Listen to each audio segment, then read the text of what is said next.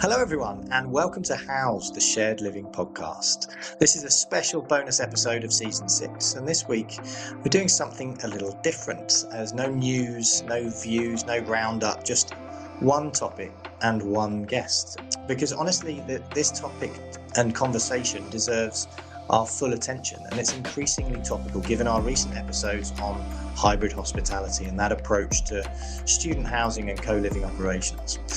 So without further ado, I'm Dan Smith from Resi Consultancy and Vertiflow AI. And I'm Deenie Lee from the Property Marketing Strategists. And a little bit of context before we bring our guest in. If you've been following the PBSA space at all, you'll know that conversation around flexible and short-stay bookings during term time has been getting a lot louder over the course of the last few years, but especially as times are a little tougher at the moment. Operators are under real occupancy pressure and investors are asking harder questions. So the old model of fill it in September on a 51-week contract, it doesn't have the certainty that it once did. So the question of what comes next and how you actually make flexibility work in practice, and not just in theory, is one of the most important conversations the sector is having right now, which is one of the reasons we've been talking about it quite so much. And very fortunately, our guest today has probably spent a lot more time thinking about it than almost anyone else. And we are really delighted to welcome Fred-Lerche Lerchenborg from Lavanda to the podcast. Lavanda's been working with PBSA operators across the UK on making term time short stays a real functional part of their model and not just a summer bolt-on or a plan B, as we often talk about it, but really a genuinely strategic part of how they run their buildings. So Fred, welcome. It's really great to have you with us.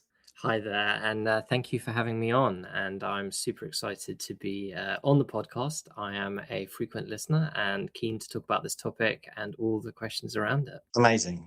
Fred, can you give us a bit of background as to you and Lavanda and really where you're up to now? Yeah, happily. So Lavanda, we're based in the UK, although we serve Europe-wide and global markets. And we started out on short-term rentals.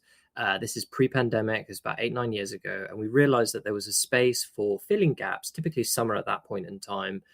However, the typical systems, operations, and business plans, to be fair, did not factor that in. So this is kind of the professional side of Airbnb and booking. At that time, it was very focused on the summer, and we built a business around that, supporting build-to-rent, but increasingly student operators to help fill hospitality stays in there in the easiest possible way. On that journey, we discovered that actually the systems were the thing that were most exciting about us, the tech, and we built out a full short-term rental property management system and then continued to build out a full long-term booking engine to combine the two in our vision.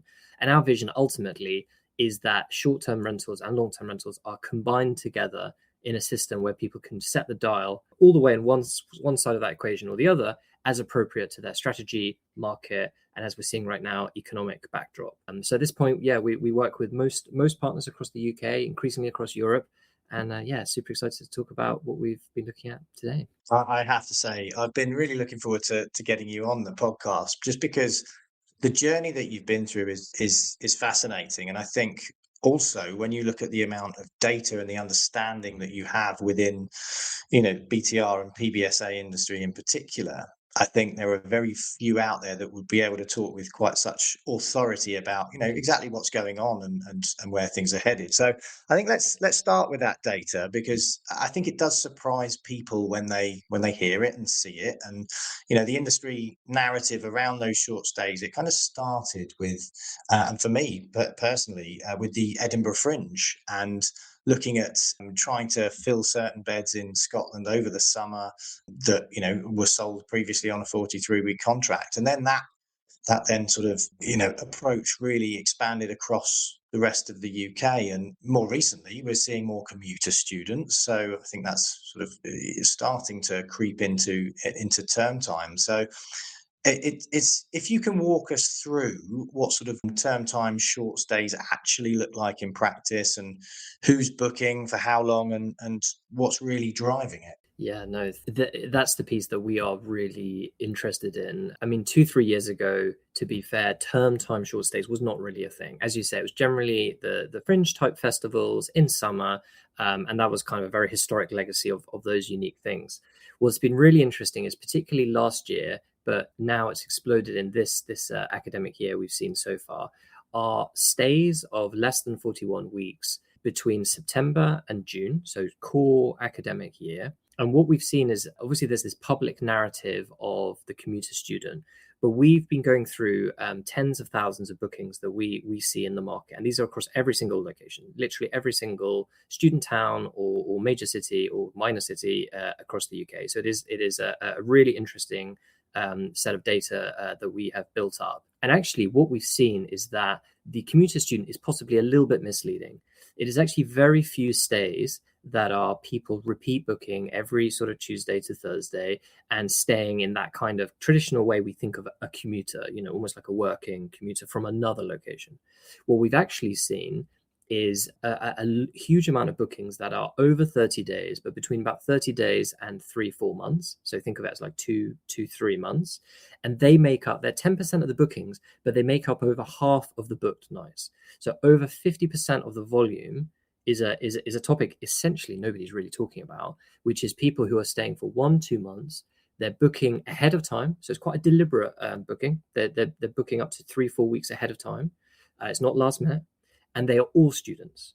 And they are, generally speaking, we can dive into why and how, but it's a huge volume of stays. And we're seeing that across the UK, which is really, really interesting. That I found fascinating. And I guess, how aware is operators in the sector that this is happening? And is this a product that is being provided for them, or is it just happening by chance? Yeah, I think this is one of those scenarios where the market in terms of demand is moving ahead of operators, and probably even ahead of channels, marketplaces, even tech companies. And I think it is because when we are speaking to these students, when we are trying to figure out what's going on here, a lot of it is relatively modern, but they are secular trends, meaning particularly cost of living. Cost of living is a huge factor. A lot of these students are simply unable to afford the full year.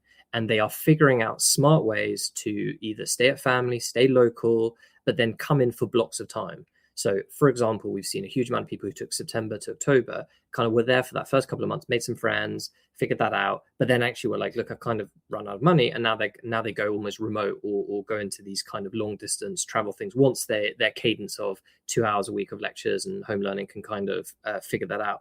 Plus the other way around, people are being very thoughtful about, well, look, maybe I just skip the whole autumn term and then I kind of come in sort of early Feb. And that's just the trade-off I have to make. I think what's happened in the market is some operators have been quite savvy and thoughtful about the voids and been proactive in that last cycle we saw and said, look, we're just not going to get there, kind of accept that early on, and then be a bit more proactive in putting in short stay availability into the term time in September, October.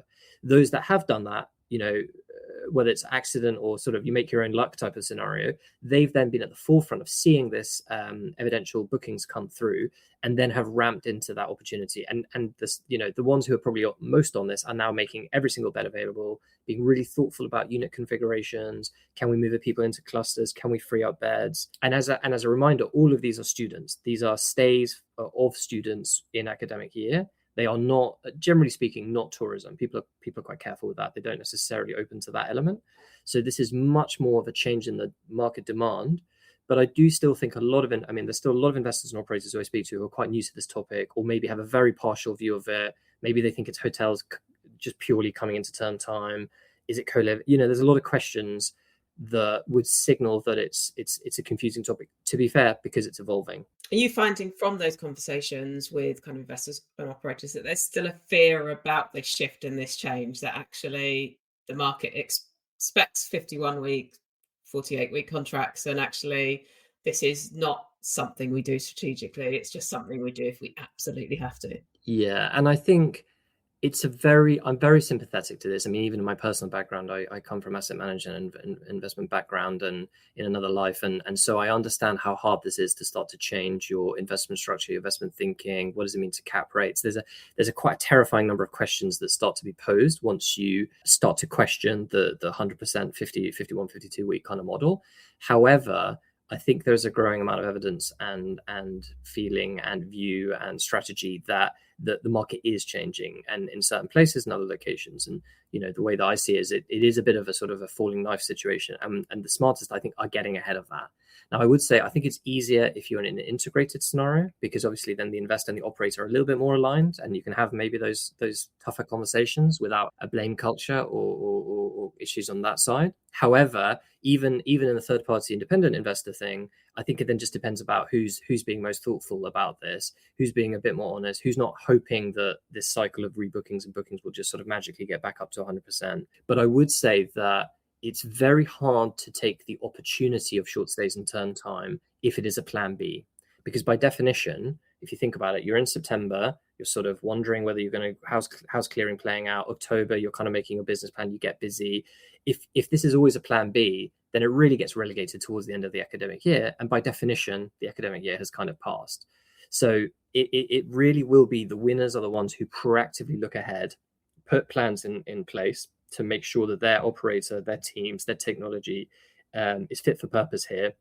And it means that they can immediately move into that opportunity if they need to and if they want to. And then I think there's a strategic dial of, do you proactively do this? Do you actually free up beds and units and position into this, which I think is a really interesting conversation? Or do you just have it as a backstop? But you can't have it as a lazy backstop that you pick up in January. It's just too late and too hard.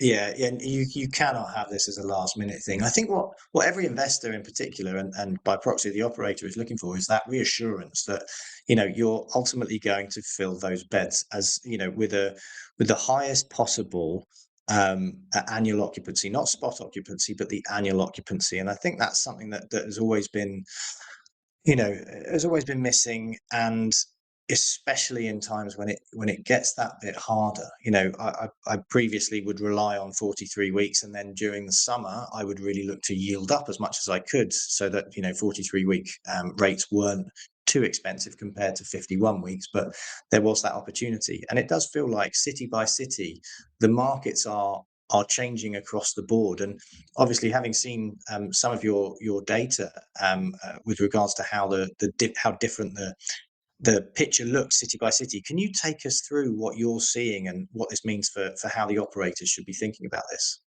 Yeah, absolutely. I mean, you're exactly right. I think it is incredibly localized story by city level. What we're seeing is actually a diversification or bifurcation of the market into, so you have basically your traditional short stay markets. So these are really Edinburgh, Dublin. These are markets that are high frequency, kind of highly rate driven, almost hotel style markets, and that they have their own dynamics.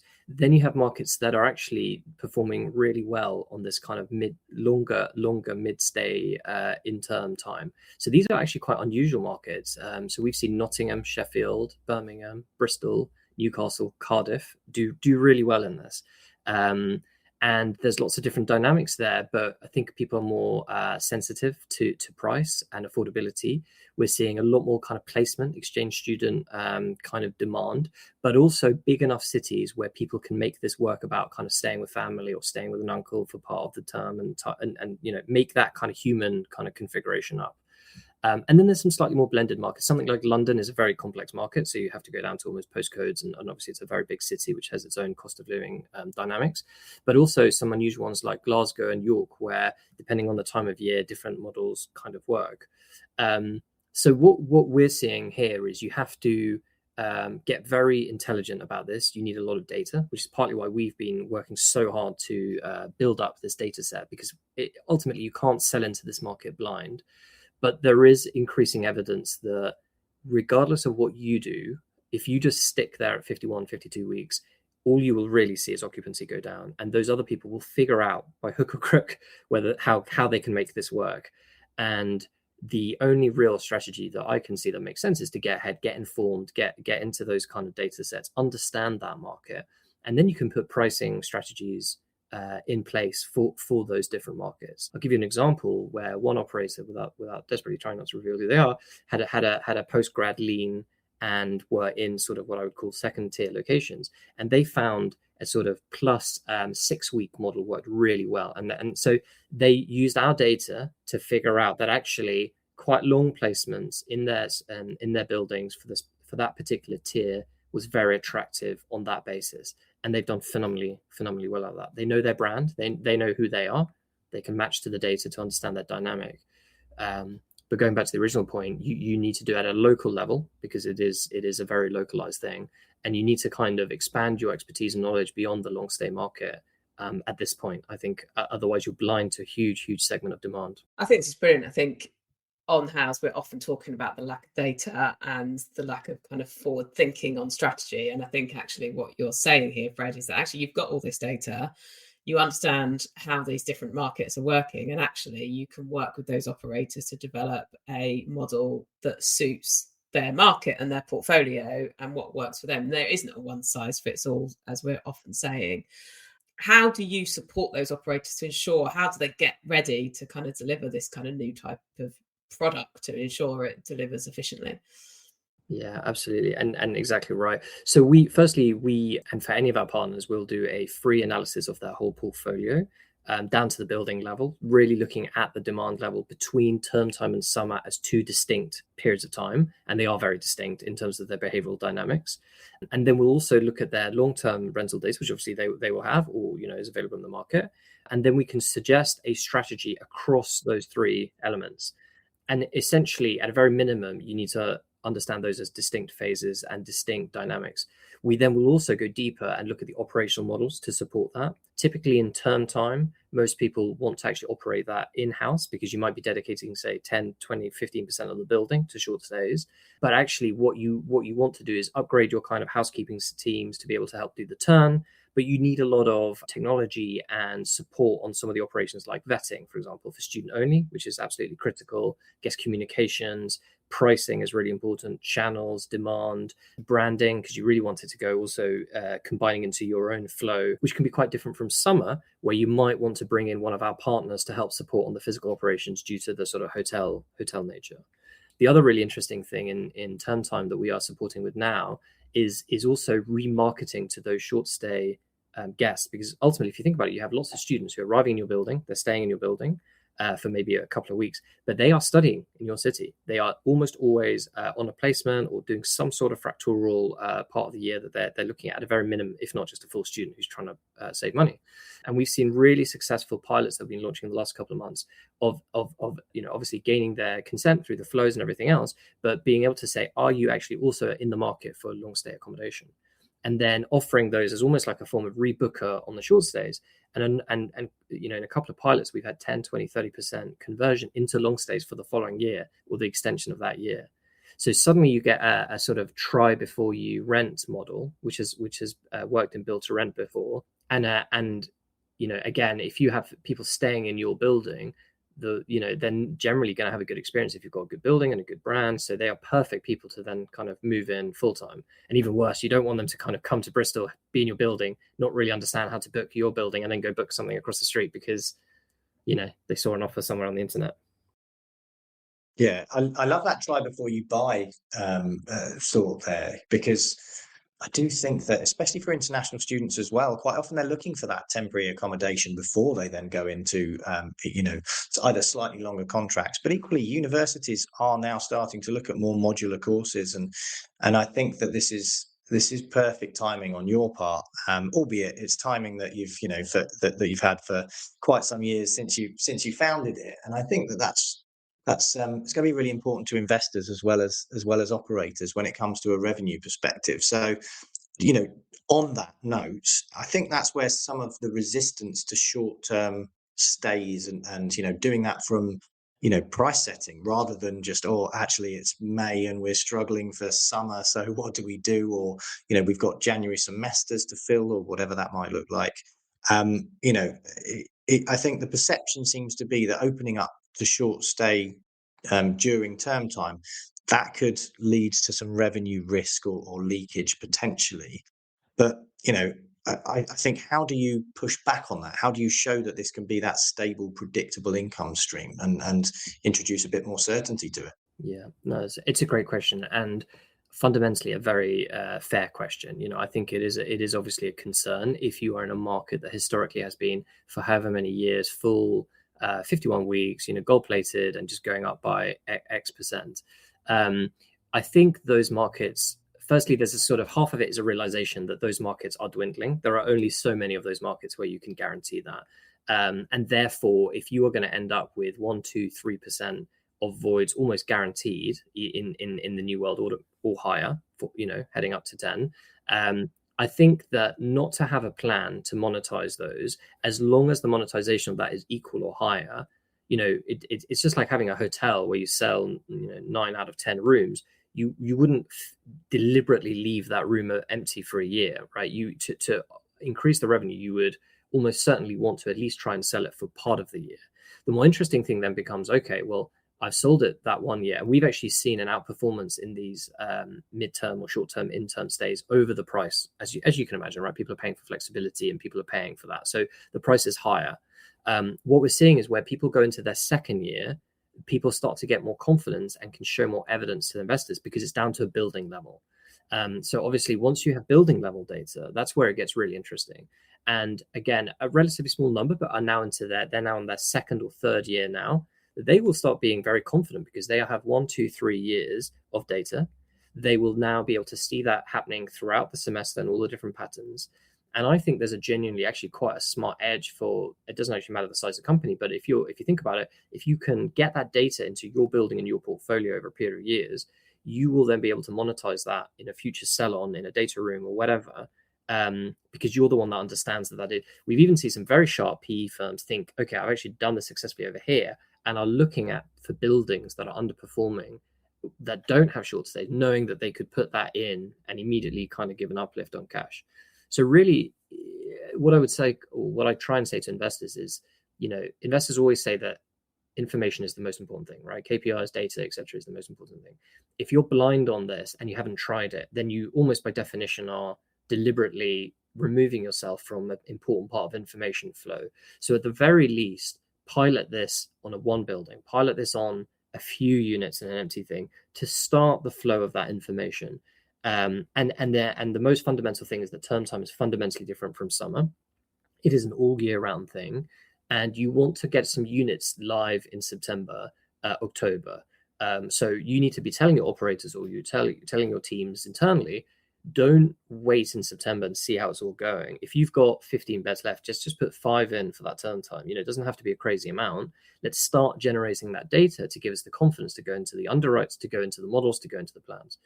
Our biggest customers at this point are actually more sophisticated than you might think. I mean, they're careful about maybe what they talk about publicly, and I obviously won't share anything confidential, but they do have clear KPIs. It's in their underwrites. They've thought about performance incentives internally. How does it work in budgets? How do asset managers get remunerated? All of that needs to be slightly tweaked, because otherwise, the dynamics go against the greater good. Probably, to be fair, the thing that is the sort of holy grail, and it hasn't happened yet, is a number of these flex asset, or sort of increasingly flex assets trading, because that's obviously an important point. What does it mean for cap rate? What does it mean for exits and stuff like that? But eventually that will happen, because these things will be built in. And then by definition, as portfolios trade hands, there'll be a view on that. I would say in Iberia, if we look over there, flex and summer and starting to do term time has definitely now been just baked in. People understand it. It's common. So there is definitely a path towards it. I think maybe the UK has just had the luxury of not having to think about this. It's exactly that. It's had the luxury of borderline 100% occupancy year on year, and again, that for the last couple of years has been a bit more of a struggle after the post-COVID boom.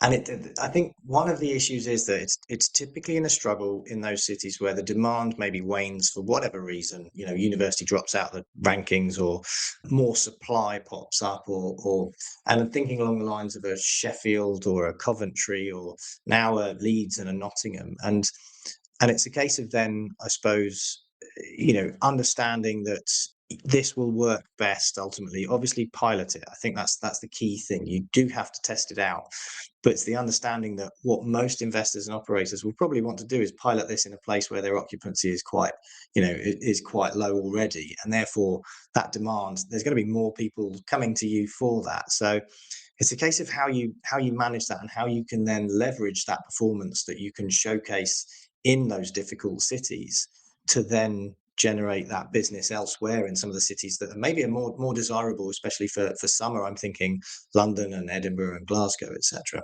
No, I was just going to say you're absolutely right. There's a sort of an interesting circle of thinking where people say, oh, Nottingham or whatever location isn't doing very well. Oh, probably nobody else will kind of want it. But that's really thinking just through that 51, 52. Actually, what we see, because one of the biggest things is the cost of living pressure, is that a load of people have been filtered out of your thing.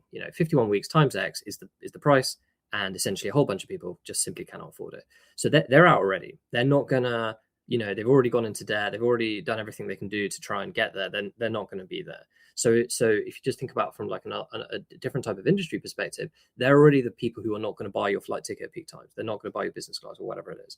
So they're actually more likely to do your flex days. So that's why we've seen this kind of counter success, we believe, in Nottingham, Sheffield, and all these locations. Those are the ones that have done the best with these mid short-term stays in term time, because they almost like tap into this stream of demand in that market. Now, it does take you to kind of accept that is a thing and kind of go for it. But actually, it's the lowest risk place because you're already not hitting your numbers. I think, to be fair, some investors might worry that incentives can get skewed. Operators might stop focusing on the long stays if they're doing this other thing. But that's the point of it being a deliberate thing. I think that happens if it's a plan B, pick it up in March and sort of figure out the last second. But I think if you're constructive and you work forward and, whatever happens in the background, you make your operators incentivized, you bring hospitality people into your business, there are lots and lots of different ways that you can do this proactively. It will actually help you solve your worst markets, as well as, summer, which is a very different thing in your more glamorous locations. I think it's also around the visibility piece here.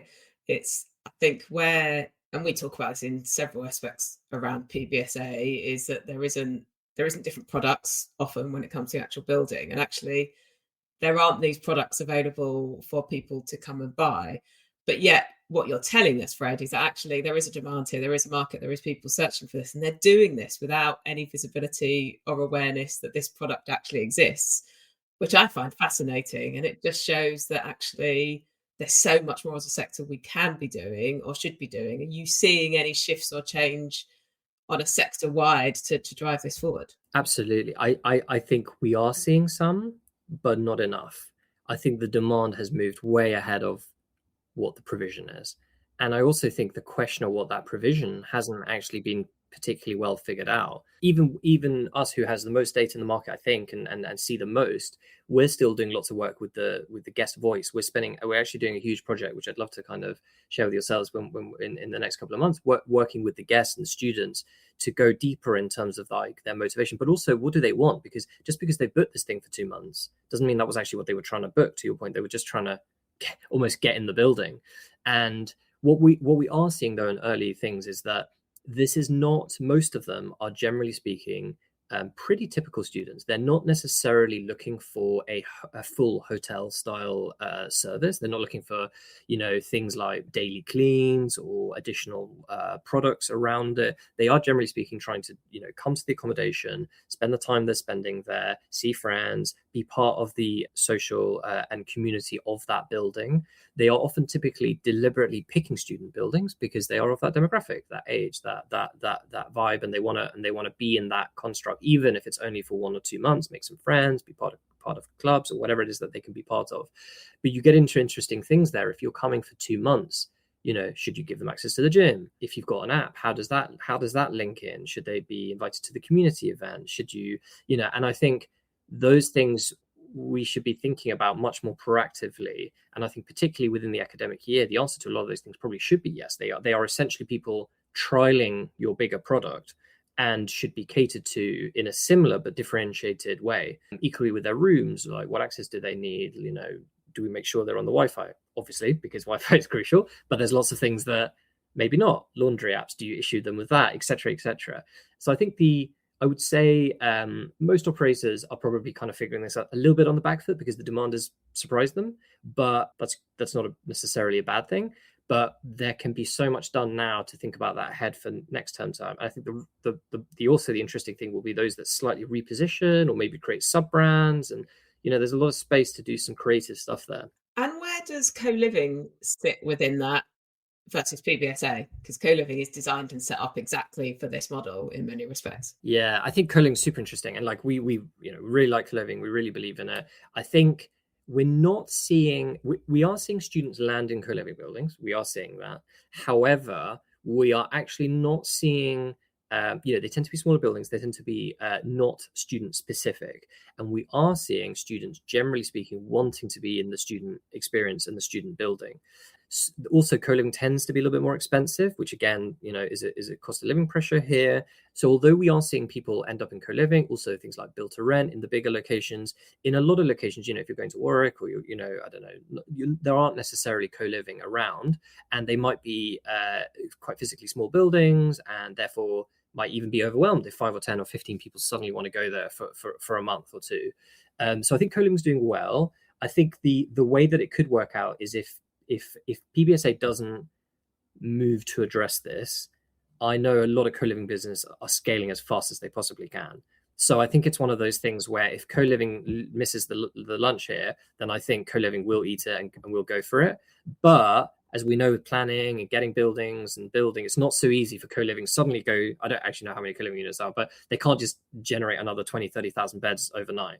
So it seems mad to me that a PBSA as a sector would leave however many thousands of empty beds they have, which is the truth of the matter. Even if you're just a few percentage points, there's many thousands of beds across the country. You're kind of letting someone else scale into that demand. I think you're also making the point there several times, is that actually these students want to live with students. And I think we've said several times, PBSA doesn't make enough of the fact that they are designed for, built for, housed with students, and you live with that student community. And I think that's an important fact that we need to remember. Yeah, and I think it's sometimes easy. I mean, look, I forget it. We forget it in Lavanda, even as students ultimately are the ones that will go for that bargain. They will put themselves in an element of physical pain to go book an awkward Saturday night through to that a month later, and it doesn't quite fit, but they'll make it work because it's important to them. However, that doesn't mean they want to do that in a building that's miles away from town, is completely filled with completely different people, and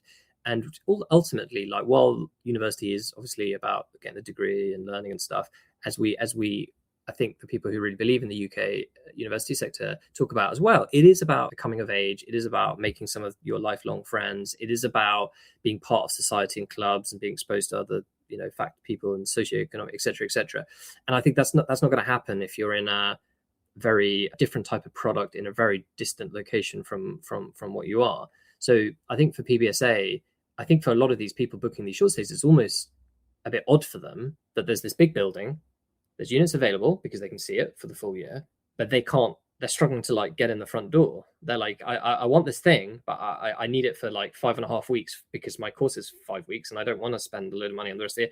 But they're almost banging on the door outside saying, how do I do that? And especially if you're coming from abroad, you've got language, complexity, confusion, agents in the middle. There's a whole world of confusion, which is why they end up coming through natively organic online channels. They'll use AI agents to figure out the best way of doing it. That demand is like water. It's going to find its way into the buildings one way or another, but they are ultimately students. They ultimately want some version of the student experience, and PBSA is perfectly positioned to do that, but there is a bit of reorganization to do that. Yeah, totally agree. Just for a second, I want to get practical on this, because we're keen to talk about the actions. This seems like a great solution at the moment, but one of the things operators do worry about is that operational lift of short-term bookings and the sort of new layer of housekeeping and staffing and systems. And so I think it'd be really helpful if you can just explain what that really looks like on the ground. Yeah, no, happily. And look, it isn't zero. I'd be lying if it's no left at all. It's very hard to do this if you're going to figure this out on your own. And I don't just mean that from a Lavanda perspective. Frankly, it's just like anything, right? If you were to build a long stay student business and just do it on your own and never go speak to anybody about it, you would make all the mistakes that this sector has learned from over the last 20, 30 years. Generally, you kind of want to divide on-site responsibility and workflows and online responsibility and workflows. And we believe in term time, where you've got students coming in and you're doing only quote unquote X% of the building, we believe it makes most sense largely for the on-site teams to help figure that out, because it brings in their muscle. They understand who's in the building. These turnovers are maybe if it's 2 months, think about it, one bed will only turn once every 2 months. So we're not actually talking about daily cleaning and all this kind of stuff. However, you need to find a good hospitality partner locally, i.e. your cleaning company, or find a different cleaning company who can help you turn those rooms. Generally, that's the easiest, because you want them to be able to take the linen and clean the linen, take it away and bring it back, because we all know there's no cupboards, there's no space, etc. However, apart from that bit, you generally want to own that relationship with the guest yourself. There are lots of partners who might try and sort of take the whole thing away. And we do actually have a version of this as well, which we can if we have to. But we really think that it's more important that you create that relationship with your students there, because you need to understand what the dynamic is going on. If there is a maintenance issue, what's going on like in that building. And again, it's almost better to treat those people there who might only be there for a month or 2 months as a normal student. It's psychologically. However, everything pre-arrival, there is no real reason why that site team should deal with that. It's high velocity sales, it's online, there's a ton of vetting, particularly student only, there's guest communication, and really you want a technology partner or a solution like ourselves who does technology plus a bit of its services to kind of deal with that, because that's where your team will be, slightly driven mad. If they've got to respond to messages at midnight about a check-in coming in 2 days in Chinese, in 1 second, if you drop the ball on that, it's going to become one of those exponentially difficult problems, right? So you need a, solution there to help you one way or the other.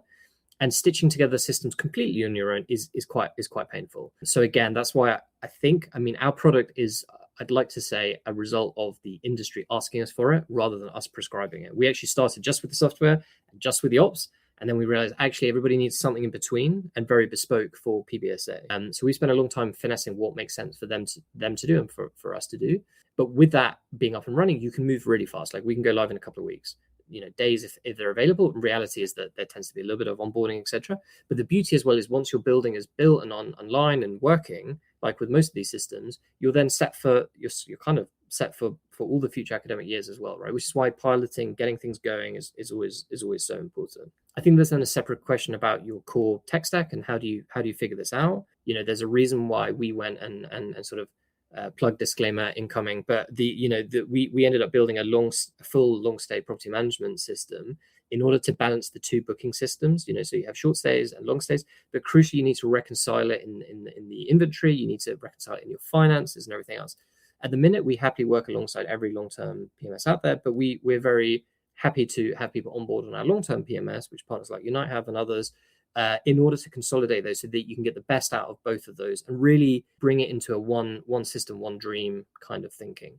You don't have to do that, but that's the kind of journey of travel that we would obviously love partners to go on. But we think that regardless of that, you can create a program operationally, get yourself up and running very, very quickly.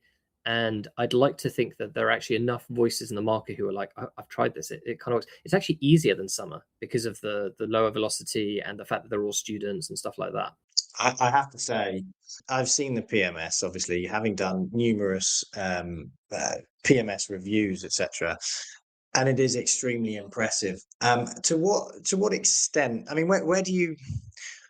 It makes sense that you're putting those two things together, to have the short stay side of things, then you understand, how everybody is using that PMS, and I think that is a sensible direction of travel. But where do you think that this goes? Is the sector going to adapt quickly enough, or are we going to look at the usual sort of 10-15 year lag while everyone waits for someone else to go first, and then that flexibility really creeps in? Because the good thing about Lavanda is that you guys are around for the long term. We've seen numerous other, kind of PMSs and short stay providers come and go, but you guys, I think, have raised money sensibly. You've deployed it sensibly, and feels like you're part of the furniture now.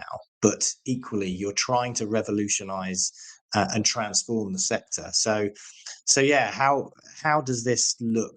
Where do you think this goes? In a sense, I feel very, very confident of where things will be in 10, 15 years, right? Which sounds a bit mad to say that, but we really do believe that at that point you will have, I actually think these would be pan-European operators. I think this will look similar to the American market.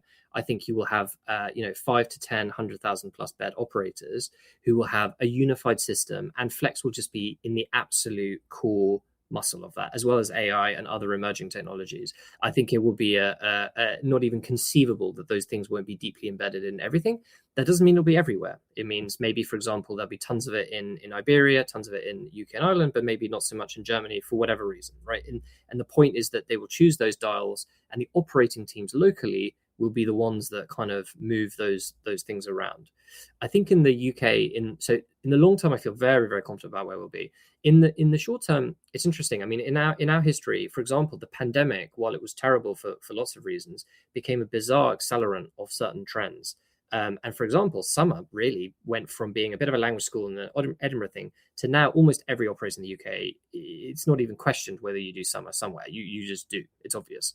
And right now, I think we're at the exact same point where people are thinking about that with the term time short stays thing. There's sort of a few people doing it, a few people doing it a lot quietly, some people doing a little loudly, but there's a sort of an industry thing of like, is anyone really doing this? Not really sure what's going on. But actually, I think in quick order, I hope there won't be any kind of shock. But if there is a sort of demand shock on the long stay side, then obviously that will accelerate it. But I'd really, obviously, for obvious reasons, not like that, because I think nobody wants budgets and impact and people and all sorts of issues that come from that. But what I do think is the other version will happen, which is where the people who do this will perform better. They will very literally print better returns. And then they will either buy or start to evolve other portfolios because they will see the returns that they make from that.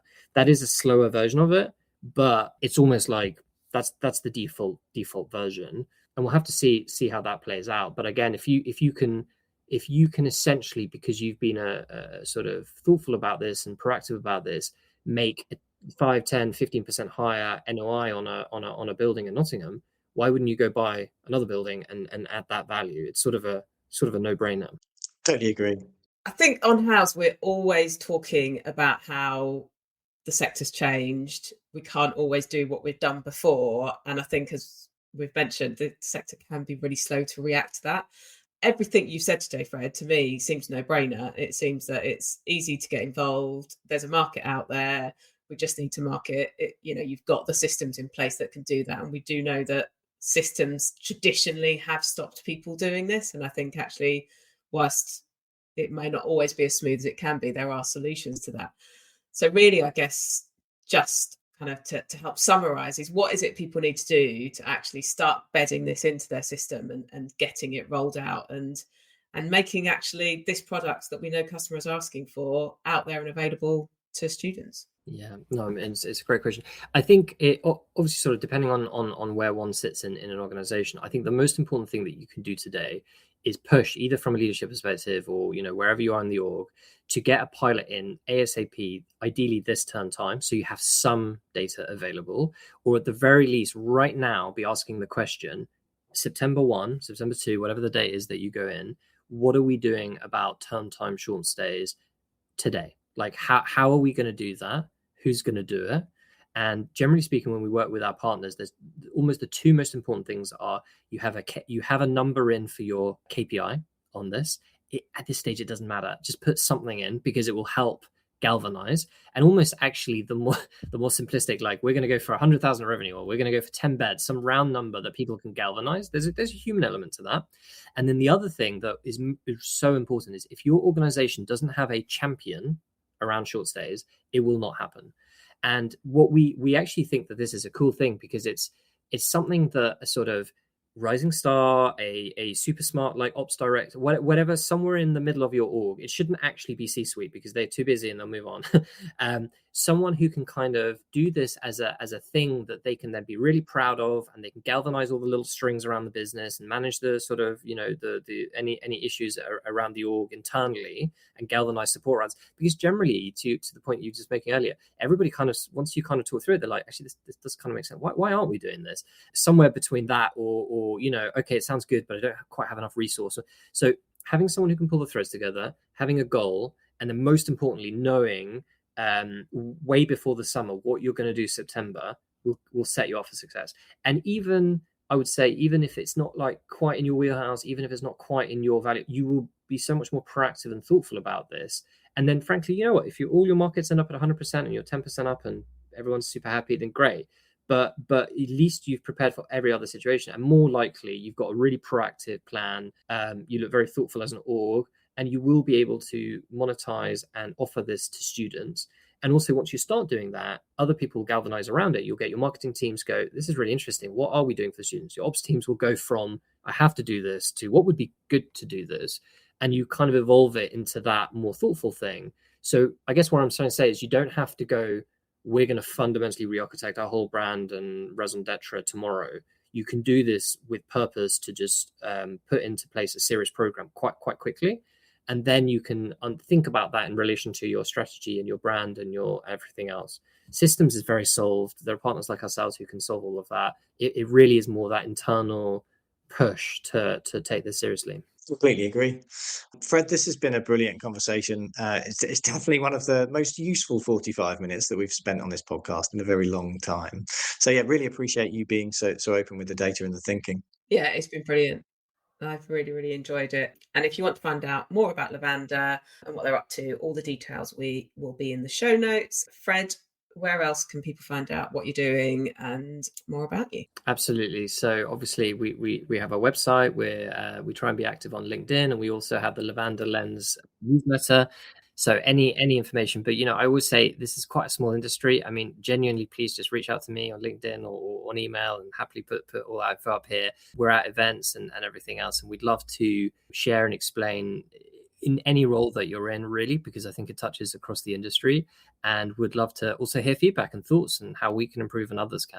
Well, thank you so much for listening, everyone. If today's episode got you thinking, and we really hope it did, please do share it with someone else in the sector who needs to hear it. We will be back next week with more from the House podcast team. Until then, thank you very much to Fred and the entire team at Lavanda, and we'll see you all next week.